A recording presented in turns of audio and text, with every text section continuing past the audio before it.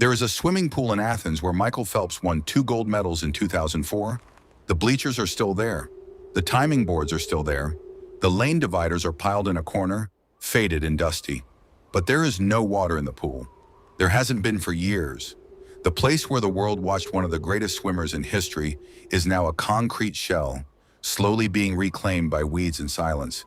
And it is far from the only one. The Athens 2004 Olympic Games were, by most accounts, a success. Greece welcomed 10,000 athletes from 201 countries. The venues were ready, barely, after years of construction delays that had the international community genuinely worried. But they were ready. The opening ceremony was beautiful.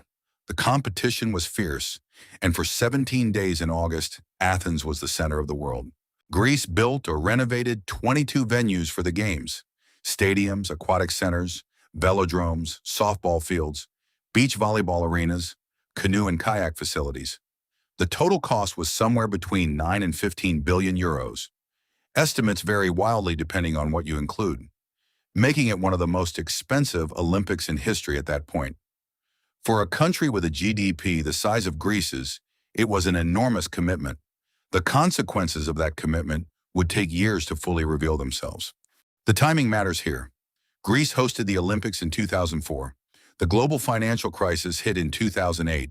Greece's own debt crisis, one of the worst in European history, began in 2010 and lasted the better part of a decade. Economists still debate how much the Olympic spending contributed to what came later. The honest answer is that it was one factor among many. But when a country is struggling to pay its teachers and doctors, the sight of abandoned sports venues costing millions per year to maintain becomes very difficult to justify.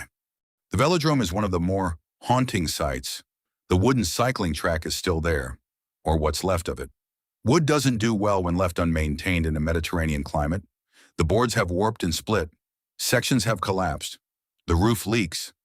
And yet the basic structure of the place is intact enough that you can still see exactly what it was, which somehow makes it worse than if it had simply been demolished.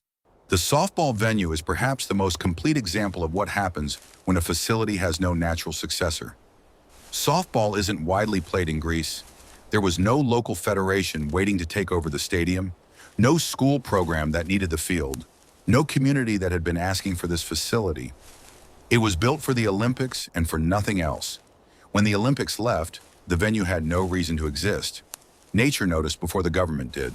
The Olympic Village, built to house 10,000 athletes during the Games, was supposed to become affordable housing afterward. That was the plan. What actually happened is more complicated. Some units were sold, many were not. The complex became partially occupied, partially abandoned, partially squatted, and entirely difficult to manage. Today it exists in a kind of permanent limbo, too expensive to demolish, too neglected to function properly, too politically sensitive to ignore. Between 2010 and 2018, Greece went through an economic contraction that shrank its economy by roughly 25%. Unemployment peaked at nearly 28%. Hospitals ran out of basic supplies. Pension cuts hit elderly Greeks who had worked their entire lives.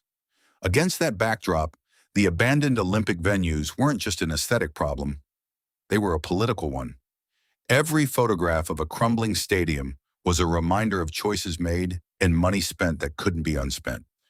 The canoe and kayak venue is a particular kind of strange. The water is still there, or rather water is still there, though it bears little resemblance to the controlled whitewater course that athletes competed on in 2004. It's stagnant now, green with algae, sitting in concrete channels that were engineered to precise specifications for a sport that requires exactly the right conditions. Those conditions no longer exist. The water just sits. The before and after is the thing that stays with you. These aren't places that were always forgotten. They were for 2 weeks in 2004, some of the most watched locations on Earth. Billions of people saw these venues on television. Athletes spent years training for the chance to compete in them. And then, in what feels like almost no time at all, they became this. Not everything was abandoned. The main Olympic Stadium, with its spectacular Santiago Calatrava roof arches, is still used for football matches and occasional concerts. It's one of the few venues that found a genuine second life, partly because it was already the home of two major Athens football clubs before the Olympics, and partly because its architecture made it a landmark worth maintaining. Calatrava's design didn't save the stadium, but it probably helped. The beach volleyball arena at Faliro sat right on the coast, which sounds like it should have made repurposing easy. It didn't. The temporary structures were never properly removed. The permanent infrastructure wasn't designed with a long-term use in mind. For years, the site was a tangle of rusted metal and drifting sand, visible from the coastal road, a daily reminder to anyone driving past of what happens when the plan ends at the closing ceremony. Athens was awarded the 2004 Games in 1997, beating out Rome, Cape Town, Stockholm, and Buenos Aires. The decision felt right historically. Greece is the birthplace of the ancient Olympics, and 2004 marked the 100th anniversary of the modern games returning to Athens after 1896. There was a poetry to it. There was also, in hindsight, a gap between the poetry of the decision and the practicality of what it required. Greece isn't alone in this. The 1984 Sarajevo Winter Olympics left venues that were destroyed in the war and never rebuilt.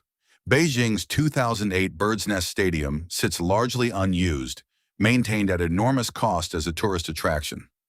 Rio's 2016 Olympic venues deteriorated with startling speed. Within 2 years of the closing ceremony, photographs showed swimming pools gone green and gymnastics halls stripped of equipment. The pattern is consistent enough that it has a name: white elephant syndrome. The question is why it keeps happening. Rio's venues went from Olympic standard to visibly neglected in under 2 years. The aquatic center's pools turned green. The velodrome sat empty. The handball arena was stripped of its equipment. Athens had taken longer to reach the same point, partly because the Greek climate is kinder to concrete than the Brazilian tropics. But the destination was the same. The speed of deterioration differed. The direction didn't. Athens itself is fine. The city exists, functions, draws tourists, hosts life. The Acropolis is still there. The restaurants are still open. People are still getting on with things in the way that people in cities always do, regardless of what the broader political situation looks like. The Olympic venues are a specific kind of wound. Visible, symbolic, expensive. But they are not the whole story of what Athens is or became. There's a version of this story that's simply about waste. Money spent, facilities unused, opportunities missed. That version is accurate but incomplete. The fuller version is about the gap between what major sporting events promise and what they can realistically deliver, and about the way that gap tends to fall hardest on the places that can least afford it. Greece in 2004 was not a poor country, but it was not a rich enough country to absorb 15 billion euros in Olympic spending without consequence. The venues are what's left of that miscalculation. They're not ruins yet. There's something more uncomfortable than ruins. They're recognizable. The pool where Michael Phelps won his gold medals is still there, empty, cracked, overgrown. Somewhere in Athens tonight, it exists in the dark, a specific strange monument to 17 days in August when the world was watching, and to the 20 years since when almost nobody has been.